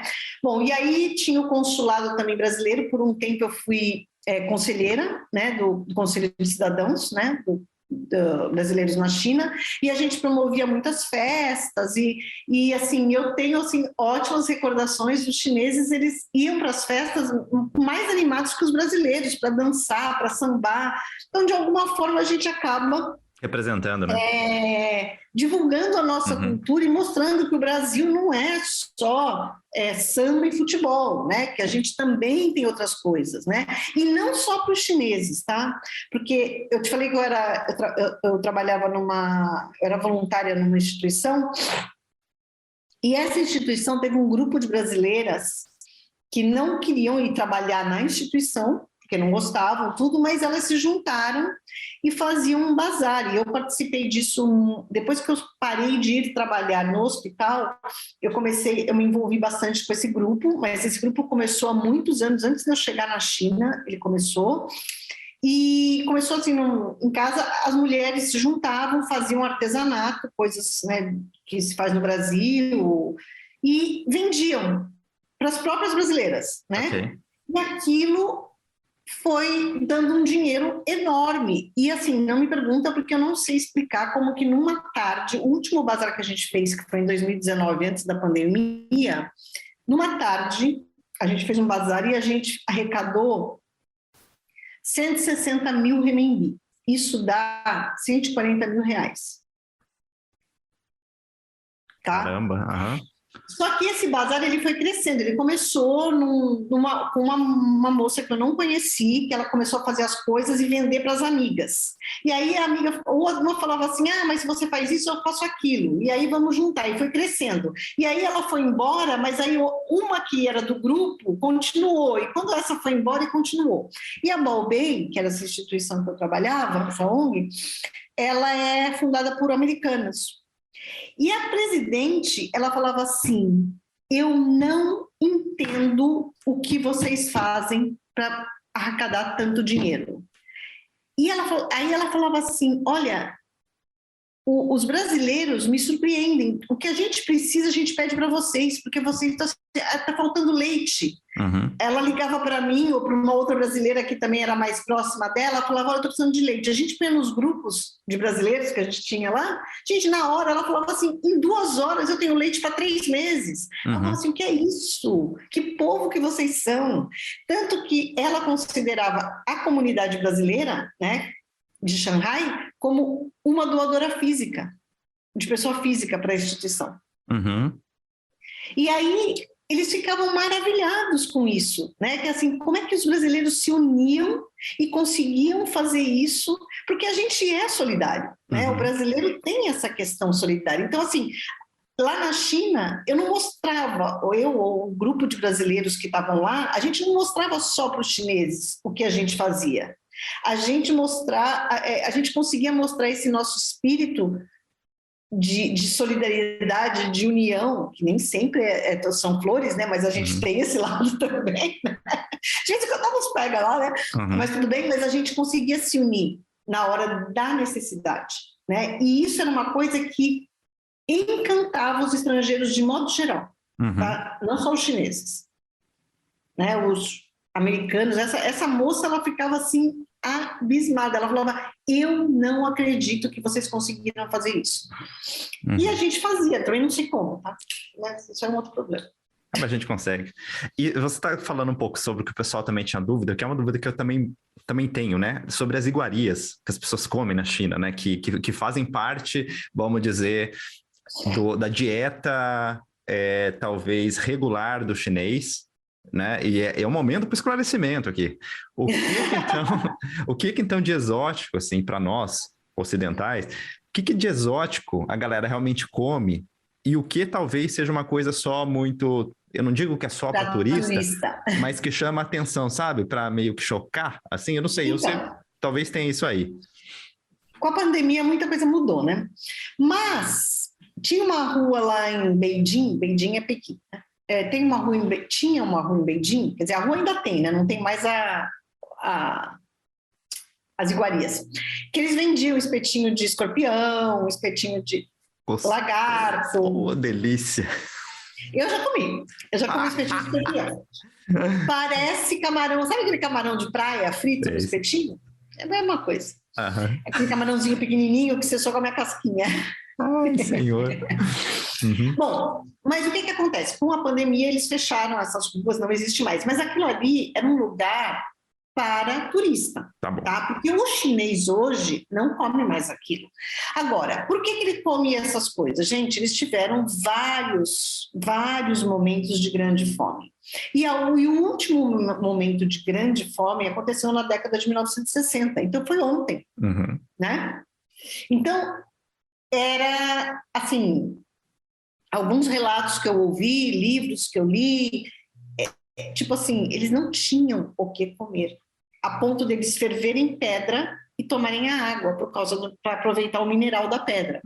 Então, gente, a gente não sabe o que é isso, né? Graças a Deus, o nosso país nunca passou por uma situação dessa, né? De uma grande fome coletiva, né? Porque não adiantava, não tinha ninguém para te dar. Né? Não era uma situação isolada de pobreza, né? de miséria. Era coletivo, né? Ninguém tinha o que comer. O que o governo tinha de grãos para distribuir não não dava para a população. E aí isso explica muitas coisas, que nem assim, o chinês não faz fila. Não, ele não faz fila, porque quando eles tinham aqueles vales, né, eles tinham os vouchers para trocar por comida, e o caminhão chegava na vila, se eles fizessem fila, nunca eles iam conseguir. Então eles se subiam um em cima do outro, porque era quem chegasse primeiro na comida conseguia. Os que ficavam para trás, né, era tipo uma gincana. Então, assim, isso é muito triste. E isso explica essas coisas horrorosas que eles comem. Mas ainda comem muita coisa estranha para nós. Agora, eu sempre falo, gente, que sempre a moeda tem dois lados. Por exemplo, tem muita coisa que se come no Nordeste que eu não como uma nem... No Brasil, né? Que eu não como uma nem amarrada. Quer dizer, porque eu não precisei, né? Nunca passei fome, graças a Deus, a gente nunca precisou comer isso. Mas tem coisas que fazem parte da nossa cultura, da cultura nordestina, ou mesmo em São Paulo, que a gente não... Eu não como, né? E na China é a mesma coisa. Tem várias coisas que eles comem. Por exemplo, pé de galinha, tá? Você sabe que o Brasil é o maior exportador, todos os pés de galinha brasileiros vão para a China. Né? E eles comem, e aí é tão engraçado que os pés de galinha vêm embalado a vácuo no mercado, você compra como snack. E eles pegam aquilo e começam a mastigar. Mas eles fritam? O que eles fazem com o negócio? Eles fritam, eles cozinham? O que eles fazem? Qualquer coisa, o que você imaginar, vai a sua... vai da sua... Criatividade culinária. Da sua criatividade, né? E assim... Eu gravei outro dia com uma moça um podcast também, e ela perguntou a coisa mais estranha que eu comi. E a coisa mais estranha que eu comi foi uma vez que eu pedi cogumelos, que eu adoro, né? Aquele mushroom, shimeji, aquelas coisas assim, eu adoro. E aí a pessoa me perguntou o que eu queria comer, eu falei, eu quero um cogumelo, né? Que eu sabia que aquilo eu gostava. Era lá em Changchun, porque eu falo que as minhas histórias mais bizarras são de Changchun. Okay. E aí... primeiro que veio um prato individual. Gente, chinês não serve prato individual, né? A comida é partilhada. Que também vem essa coisa da agregação e de todo mundo dividir tudo. E aí, quando levantaram o negócio, tinha um cogumelo daqueles marrom grande, né? Tudo bem, eu gosto. Quando eu levantei o cogumelo para cortar, tinha um pé de pato embaixo dele, inteiro assim, sabe aquela... Meu, o que eu ia fazer com aquilo? Eu não sabia nem por onde começar. E o pior é que estava todo mundo olhando para mim, porque foi eu que pedi o cogumelo, né? Mas eu não esperava o pé de pato. Mas daí você comeu do mesmo jeito? Não, enrolei, não comi. Aí tem aquele ovo preservado também, que também é uma verdade, existe, é o tal do ovo dos 100 dias, que eles enterram, o ovo fica podre, né? E aí eles cozinham e comem. A clara fica um marrom gelatinoso, né? E a gema é preta. Mas não faz mal esse negócio? Do seu bolo. E tem um cheiro horroroso, mas eles comem e aquilo custa caríssimo e é uma iguaria. Eu também nunca comi, porque eu ouvi relatos de outros brasileiros que tinham comido e eu falei, eu não vou comer isso. Só que aí também nós fomos num jantar em Changchun e estava isso na mesa. Só que graças a Deus era um prato grande, cheio de ovo cortado em 4, né? E aí aquela mesa girava. E toda vez que o ovo estava chegando, eu pegava qualquer coisa, que eu via lá, um legume, qualquer coisa, com o meu kuaidi lá, com o chopstick, e comia, então eu não podia pegar o ovo que eu estava comendo. E aí até que o prato do ovo ficou vazio. Aí veio a tradutora lá do meu marido e falou assim, você comeu o ovo? Eu falei, ai, comi, gostou, adorei. Quer mais? Não, eu já estou cheia. Estou satisfeito, já estou satisfeito. Eu não arroto na mesa, mas eu estou satisfeita. Gente, cara, mas não faz mal esse ovo velho, cara? Agora, por outro lado, né? Por isso que eu falo, a gente também tem pratos esquisitos no Brasil, né? Tem a questão toda cultural também, né? Tem aquela galinha gabidela que é feita com sangue da galinha. Ai, gente, isso tem muito no Nordeste. Chama galinha gabidela. Pode procurar no Google que você vai achar. Por outro lado, a comida chinesa é uma delícia. Eu morro de saudade. Sabe, assim, outro dia eu estava vendo uns vídeos no meu iPhone mesmo, que eu fiz um ano, né? Dia 4 de fevereiro, fez um ano que a gente chegou em Portugal. E aí eu comecei a ver uns vídeos antigos para matar saudade. Tem um restaurante que chama Din Tai Fung. Meu pai amado, que delícia de restaurante, né? Que comida boa. Você tem que aprender a pedir, você tem que saber o que você gosta, o seu paladar. Eu não comia comida chinesa todo dia, porque é a mesma coisa assim. Se eu for para a Alemanha, eu vou gostar. Primeiro dia, o segundo dia eu vou achar legal. Depois eu não vou aguentar comer comida alemã todo dia, né? Porque a gente tem outro paladar. E assim vai em qualquer outro lugar. Tailândia, uma delícia a comida da Tailândia, mas também cansa para a gente comer. A gente tem um outro tipo de paladar. E a chinesa é a mesma coisa, mas a comida é boa, gente. A comida chinesa é boa. Tem as esquisitices? Tem. Cada vez menos eles comem essas coisas, que nem o escorpião. O escorpião realmente é para turista, tá? É para turista. E agora, depois da pandemia, nem é mais para turista, porque eles acabaram com todos os bequinhos lá que vendiam isso. O cachorro eles não comem, né? Isso aí não come mais mesmo. Tá, come. Pobre dog. Mas então, mas olha só, olha o que é assim, eu não sei se você conhece um ditado, a minha mãe que falava muito que fala, né? Muito esse ditado, você faz a fama e deita na cama, né? Sei lá, é um ditado meio estranho, né? Mas tudo bem, é mais ou menos isso. O chinês fez a fama de que comia cachorro, só que sabe quem come cachorro de verdade? O coreano. Coreano, entendi. O sul-coreano. O coreano come cachorro sim, tá? Você entrar em restaurante coreano, você corre um sério risco de comer carne de cachorro. Agora, o chinês também come, principalmente lá em Changchun. Eu já vi no supermercado vender carne de cachorro. Tá? Só que assim, é uma raça que eles criam, tá? Como a gente cria porco, gente. E aí uma vez eu ouvi um depoimento de um cara que falou assim: como é que eu vou condenar o cara que come um cachorro se eu como porco, boi? Né? É uma questão cultural, né? O que acontece? Eu jamais comeria. Se me perguntar, você comeu cachorro? Que eu saiba, não. Tá? Que eu saiba, não. Eu não comi.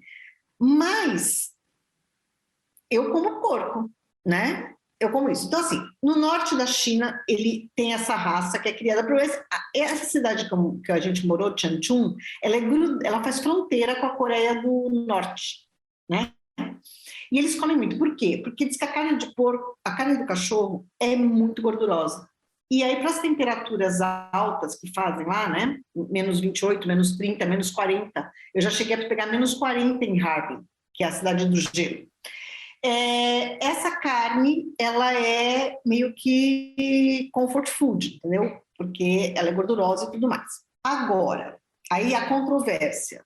Tem o bendito Festival de Yulin, tá? Ele existe, ele está sendo combatido veemente pelo governo, né? Com muitas manifestações dos próprios chineses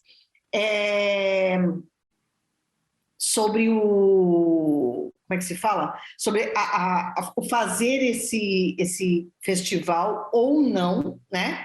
E lógico que não, né? Tem uma ONG lá de chineses que eles vão comprando os cachorros que eles acham na rua nessa região de Yulin, justamente para não deixarem ir para esse festival, onde eles matam. Mas aí, gente, aí o que nós vamos falar disso? Briga de galo? Ou as touradas na Espanha? Que os homens machucam os animais por prazer, né? Aquele ritual que tem na Dinamarca, que eles matam os golfinhos. É tudo igual, gente. Né? Então, assim, a gente tem que deixar de ser eu não tô defendendo, não, né? Nenhum deles, né? Mas eu acho que a gente tem que... Vamos deixar a hipocrisia um pouco de lado, né? Porque isso acontece ainda em vários lugares do mundo. Um é com golfinho, o outro é com cachorro. Na Espanha pararam com as touradas, né? Então, em muito lugar é rechaçado. Só a galera mais antiga mesmo é muito... Que é o que acontece na China. Exato. Entendeu? Exato. Esse festival de Yulin, que é onde é realmente qualquer cachorro, entendeu? É qualquer um. Eles pegam na rua, as pessoas... Tem uma época que você tem que tomar cuidado para não roubarem o seu cachorro, né? Porque, infelizmente, tem pessoas que não têm escrúpulo nenhum, né? E levam para esse festival. Esse, sim. Os mais velhos não se conformam de perder essa tradição do festival, né? Que não tem... que não tem nenhum... É muito maluco isso, né? Não tem razão de ser. E então, assim, nem todo chinês come cachorro. Uhum, tá bom. Né? Muito pelo contrário, os chineses está tendo uma onda de vegetarianismo na China como nunca teve. Né? Porque antigamente eram só os budistas que não comiam carne. Hoje está tendo uma onda de vegetarianismo na China como nunca teve. Né? Ainda falta muito para chegar num ponto desse. Eu não posso falar nada porque eu não sou vegetariana, nem muito menos vegana, mas existe já um movimento. E dessa questão do cachorro também, sabe? É uma coisa cada vez mais difícil de você encontrar. Entendi. Uhum. E agora você fez o caminho inverso, né? Você saiu da China, voltou a Portugal. Como que está sendo a readaptação no Ocidente? Ou se não sei se por causa da pandemia também você ainda não conseguiu sentir muito bem aí? Então, eu cheguei aqui, né, faz um ano. Aqui Portugal na época estava fechado, né, completamente fechado. Então a gente demorou muito para começar a ter uma vida, né,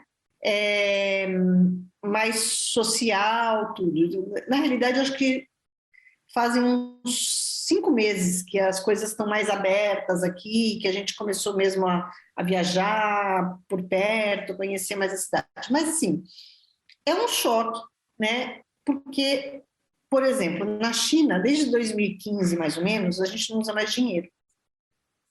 Não usa dinheiro. É tudo pelo smartphone. Né? Tá tudo bom, pelo entendi. QR Code. Uhum. Cara, você chega com dinheiro, o comerciante se assusta, porque ninguém mais usa dinheiro. Aí quando eu cheguei aqui, moeda. Gente, o que é moeda? Aí eu fiquei bem maluca. Eu fiquei bem maluca para reconhecer os valores das moedas. Tipo assim, eu não tinha nem carteira, não tinha nem porta-níquel. O que era aquilo? Onde que eu ia guardar aquele dinheiro todo? Né? Então, assim, lógico, isso foi as 2 primeiras semanas e aí depois você se acostuma de novo a andar com dinheiro na bolsa, se bem que existem. Hoje eu já aprendi que tem os meios eletrônicos de pagamento também. Então, assim, é engraçado. E aí, a China é tudo muito perfeito hoje em dia, sabe? Os jardins são perfeitos, as flores são trocadas a cada semana. É uma limpeza, assim, que você pode sentar no chão da calçada para comer, que é muito limpo. E aí a gente se depara com um país velho, né? Portugal é um país velho Muito e que antigo. tem muito antigo, né? E que não tem, porque lugar nenhum do mundo tem o mesmo modus operandi que a China, né? Então, aí você vê assim, a parede pichada de muro, sabe? Isso não existe na China. Então, isso choca num primeiro momento. Mas quando eu vou ao Brasil, quando eu estava na China e ia ao Brasil, eu também me chocava com esse tipo de coisa. Né? Então, assim, não é porque é Portugal, é porque a gente vive meio que numa bolha lá na China, sabe? O estrangeiro, principalmente, né? Vive meio numa bolha, né? Numa bolha de que facilita a nossa vida, né? Mas que, quando você sai, te assusta, né? Principalmente quem fica muito tempo lá. Mas, de modo geral, a gente... É bom falar a nossa língua, apesar das diferenças, né? Tem bastante diferença. É um conforto você ir num lugar e poder se expressar como você quer. Tem dias que a gente fala assim, eu vou no médico, ai, que bom, eu posso explicar exatamente o que eu tenho. A pessoa vai entender, né? Você vai lá, você comprou um negócio errado, você vai lá trocar, você fala, ai, eu quero só trocar, porque lá tudo era um esforço, né? É muito difícil. Para tudo, você sabe, você falou da Alemanha, é a mesma coisa. Para tudo você demanda uma energia além, né, daquilo, né? Aí você fica até com preguiça. Aí vem uma coisa, entregar uma compra errada, você fala assim, ai, não vou nem devolver, porque vai me dar tanto trabalho. Né? E aqui, não. Então, assim, é bom. É uma mudança radical de vida, o estilo de vida é outro, o sentido de urgência que há na China é terrível, sabe? Lá, tudo é para amanhã, é para ontem. Então, às vezes eu comprava no Taobao, que é o AliExpress, né? Lá na China é o Taobao. Eu comprava uma coisa de manhã, quando era de noite estava em casa. Tipo assim, a coisa vinha lá do outro lado da China. Mas eles entregavam, né? E aqui não é assim, né? Óbvio que a pandemia mudou muita coisa no Ocidente em relação a essa coisa de compras online e entregas, né? Mas lá era uma coisa assim que tudo assim, você, sei lá, quebrava seu óculos, você ia lá na esquina, na ótica, e em 2 minutos você estava com a lente pronta, você saía com o óculos, em 15 minutos você estava com a sua nova lente, seu novo óculos, tudo pronto. Isso não acontece ainda no Ocidente, né? Isso ainda é uma coisa mais lenta. Eu acho que nem nos Estados Unidos não acontece ainda, né? A gente tem um outro timing. E aí a gente tem que desacelerar. Mas agora eu já estou bem tranquila, já estou satisfeita. E a China está passando por grandes mudanças de novo, né? E hoje em dia, o estrangeiro lá, ele não é tão mais bem quisto, né? Por conta de... É aquela coisa, né? Os chineses foram muito maltratados com o negócio, não quero entrar em polêmicas se estão certos ou errados, não é isso, mas houve aquela coisa que a gente estava falando de comer o cachorro, né? Nem todo chinês é responsável pelo que o governo dele faz, como nem todo brasileiro é responsável pelo que o seu governo faz, e etc. E assim vai em todo mundo. E aí há aquele estereótipo, né? E aquele estereótipo é passado para frente. Então, hoje, eles estão se fechando de novo, né? E, obviamente, com as mãos do governo. E o governo eu acredito que seja um objetivo mesmo do governo chinês. Dá uma segurada, diminuir, né? Dar uma segurada, porque realmente tinha muito estrangeiro lá ultimamente. E, então, assim, não está tão fácil ir lá trabalhar, não está tão fácil ir lá estudar, não está tão fácil ir... às vezes as pessoas, agora nem tanto, mas entravam muito no meu Instagram para falar, não, eu estou fazendo um roteiro para a China, você pode me ajudar? Eu falo, quando é que você vai? Não, quero ir em setembro de 2022. Eu falo assim, não vai. Como não vou? Não vai. As fronteiras não vão abrir antes de 2025, gente, em especial para o turismo, né? Então, não está fácil viver na China hoje também. Então, de certa forma, eu sou muito grata à China por tudo que eu consegui na minha vida, por ser essa pessoa que eu sou hoje, né? Essa Cristine que você está vendo hoje não é a mesma Cristine de 16 anos atrás, não é a mesma Cristine de 12 anos atrás. E eu devo isso à China, essa questão de ser mais resiliente, de ter mais paciência, de olhar a vida por um outro lado, né? Quando eu faço esse trabalho com essa palestra sobre a harmonia interior, né? Porque aí também eu desenvolvi mais esse meu lado, assim, a gente precisa, em algum momento a gente precisa ser mais, né? Respirar mais, né? E assim, é impressionante como às vezes as pessoas não param para pensar nisso, né? E a gente precisa ser grato pelas coisas, que nem tudo que é bom é eternamente bom e nem tudo que é ruim é eternamente ruim. E a gente é consequência das escolhas que a gente faz. E hoje eu sou grata à China por tudo que ela me trouxe, por toda essa vivência, por todos esses ensinamentos, por todas as gargalhadas, as risadas, depois que passa a gente ri, que eu vivi, por todas as lágrimas que eu derramei também, né? E sou grata por ter saído da China numa hora em que as coisas estão ficando bem mais difíceis para o estrangeiro, também, né? Apesar de que meu filho ainda mora lá, e tipo assim, não sei quando é que eu vou ver meu filho de novo, porque eu não consigo entrar e se ele sair, ele não volta. Então, essas coisas são bem complicadas. E uma outra coisa interessante é que a gente nunca sentiu tanto o que é viver num país com o regime de governo que a China tem até a pandemia. Entendeu? Não havia tido ocasião, né, para que eles exercessem, né, o poder. A nossa vida era uma vida leve, a gente fazia, a gente entrava, saía, tem feriado, vamos para Tailândia, 2 horas de voo, né? Tipo assim, então assim, era uma vida muito surreal. A gente vivia, quando as pessoas chegavam lá, a gente costumava dizer assim, bem-vindo ao paraíso, né? Porque era era uma vida que a gente estava acima dessa linha, tinha uma linha tênue entre a vida do estrangeiro e a vida do chinês.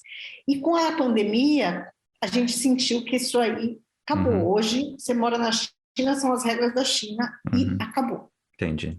Né? Entendi. Então, isso é uma coisa muito, assim, marcante. Isso para mim, me marcou muito. E talvez isso tenha me ajudado a sair da China com menos dor, vamos dizer assim, porque eu continuo apaixonada pela China, continuo gostando da cultura, dos lugares, de tudo mais, mas você tem que conseguir olhar a moeda dos dois lados, né? Então, assim, lá não é o paraíso na Terra, mas é um lugar que nos deu muita oportunidade. Entendi. Então, faz um favor para nós, indica 3 rolês imperdíveis em Shanghai quando a fronteira estiver novamente aberta. Sei lá eu quando. Quando a gente puder visitar a cidade, quais seriam os 3 rolês que, se eu não for, eu não conheci a cidade? Então, tem que fazer um passeio na Cidade Velha, né? Numa das cidades velhas lá, das cidades que fazem parte da Veneza do Oriente, que é Suzhou e tudo mais. Você tem que ir, porque é maravilhoso, porque tem os canais, papapá. Tem que ir no Bund e, de preferência, num dos restaurantes que são rooftop, que alguns têm até balada depois, né? E é maravilhoso, e tem que ir nesse lugar de dia e de noite, tá? Porque a China, de modo geral, todo lugar que você for de dia, você tem que voltar de noite, porque é outro lugar. É outra experiência, né?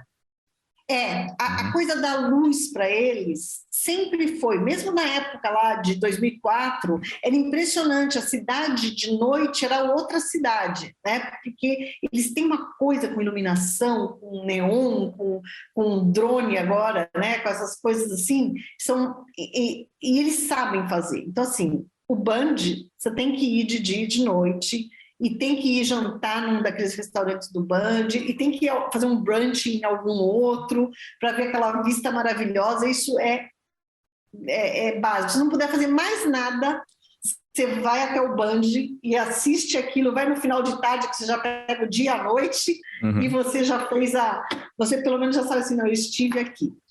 E uma outra coisa assim que eu acho legal é você vivenciar, andar muito a pé. Sabe? Porque aí você consegue entender a cidade e viver aquilo, sabe? Andar de metrô, e é tudo muito fácil. As pessoas têm um pouco de receio, mas, por exemplo, o metrô em Xangai, ele é todo sinalizado em inglês, em mandarim, né? Então não tem como. Agora, eu também sou a favor desses passeios que são fora da rota turística, né? Então, assim, você ir para uma cidade que está fora da rota turística, mas você tem que ter um guia, porque senão você vai se estressar.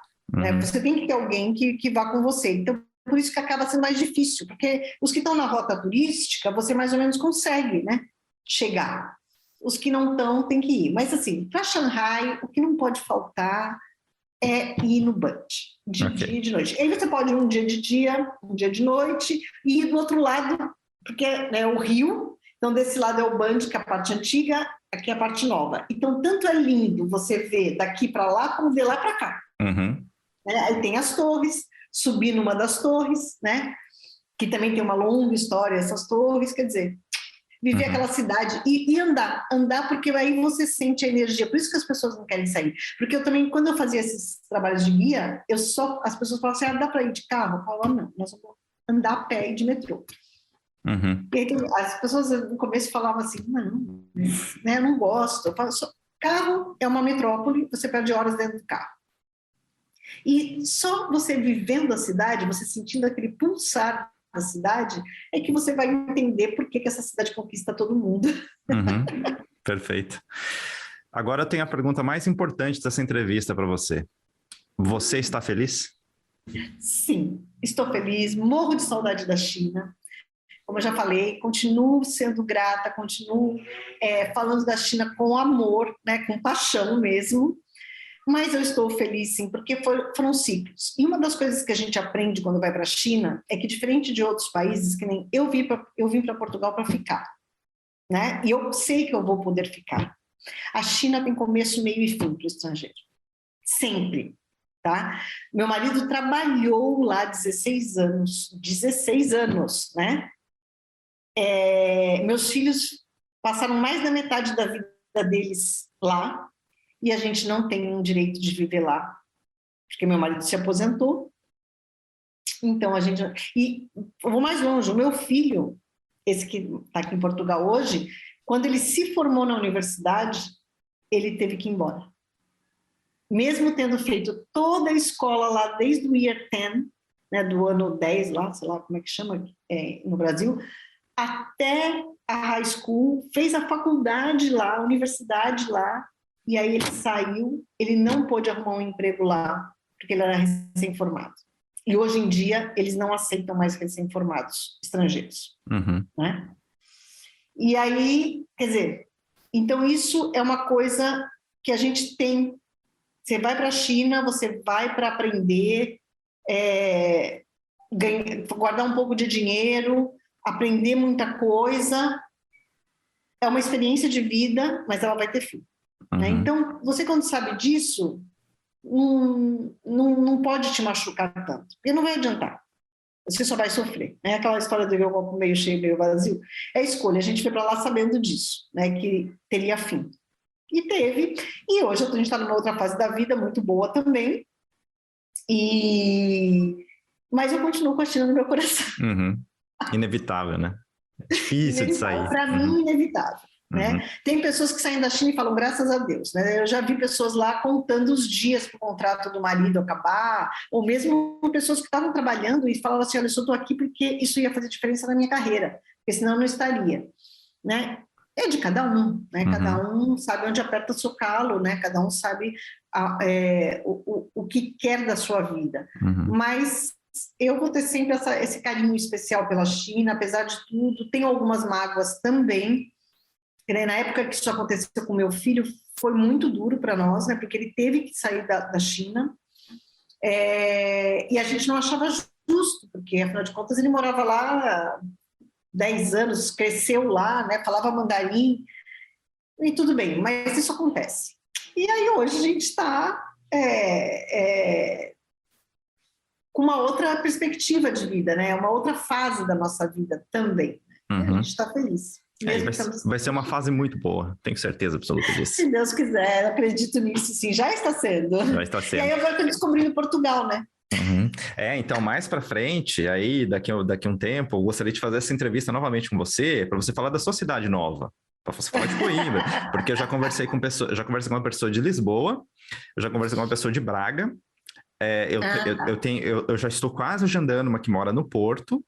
E aí vai faltar para mim, na minha acepção das cidades que eu gostaria de conversar com as pessoas, Coimbra tá na minha lista já. Então eu vou precisar conversar com alguém sobre Coimbra. Eu espero você, então. Espero até você conhecer mais a cidade e tal. Conhecer mais a cidade, né? Mas Coimbra me surpreendeu, viu? Me surpreendeu como cidade. Eu vim parar aqui por acaso, né? Eu te falei lá no começo, mas me surpreendeu bastante como cidade e localização dela também. Uhum. Vai rolar. Vai render. Cristina, muito obrigado por você ter dispensado um pouquinho do seu tempo para participar aqui desse projeto. Obrigada a você. Eu agradeço muito de coração, de verdade. Obrigada. E agora me ajuda a dar o recado final aqui para esse povo que eventualmente está te conhecendo por essa entrevista aqui. Onde que o pessoal consegue te encontrar, caso eles queiram te fazer alguma pergunta, alguma consultoria, alguma coisa, qualquer tipo de contato, como que o pessoal consegue falar contigo? Pelo meu blog, né, o chinanaminhavida.com, e pelo Instagram, que eu também tenho o canal, tudo China na Minha Vida. É no Instagram, o blog é chinanaminhavida.com, no YouTube eu também tenho um canal que ele é mais devagar do que o Instagram, e o blog é onde eu produzo mais conteúdo, no Facebook também. Então, as redes sociais estão aí, China na Minha Vida. Fiquem à vontade, podem me mandar direct, podem me mandar e-mail, que eu respondo. Né? Porque às vezes as pessoas falam assim, mas você responde? Eu falo, eu respondo. Perfeito. como a gente gosta de facilitar a vida do povo, na descrição aí vai estar para você, se você quiser contactá-la, vai estar escrito aí, você não vai ter erro, vai estar certinho, é só você copiar e colar aí no browser que você vai encontrar o blog, vai encontrar também ela no Instagram, ela tem 2 perfis no Instagram, tá? Os 2 vão estar aí, mas se você quiser saber, óbvio, mais sobre a China, aí você entra no perfil dela sobre a China. China na minha vida. China na minha vida. China na minha vida, porque ela tem o dela também, que é sobre Porto, que ela vai focar um pouco mais em Portugal, é isso mesmo? É isso mesmo. Mas os 2 vão estar aí disponíveis para você. Então é isso aí. Eu espero que a gente possa conversar novamente no futuro. Se Deus quiser. Muito obrigado pelo espaço, tá? Porque também é sempre bom a gente poder divulgar nosso trabalho, né? Que o seu podcast tenha muito sucesso e traga muita gente para mostrar como é que é a vida do brasileiro no exterior, que não é só festa, né, gente? Infelizmente. Dias de glória, né? Dias de luta, dias de glória. Oh, cara, e haja dias de luta, viu? E haja dias de luta. São os dragões da vida que a gente passa. Dragões da vida. Tchau, Zaijian. até a próxima. Tchau. Até a próxima. Muito obrigado por sua audiência e por sua paciência. Lembrando que este e outros episódios também estão disponíveis tanto no nosso canal do YouTube quanto nas plataformas de podcast. Se você estiver vendo pelo YouTube, aproveita para deixar aquele like camarada, se inscrever no canal e ativar as notificações. Se você estiver nos escutando por alguma plataforma de áudio, se inscreva lá também, dá essa moral para nós, ajuda a gente.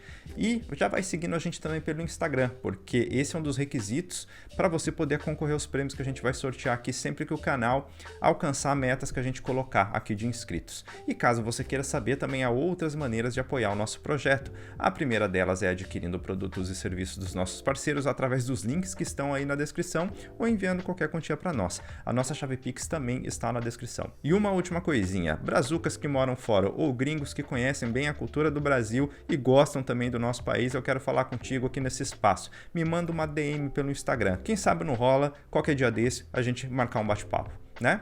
É isso aí. Muito obrigado novamente e até a próxima.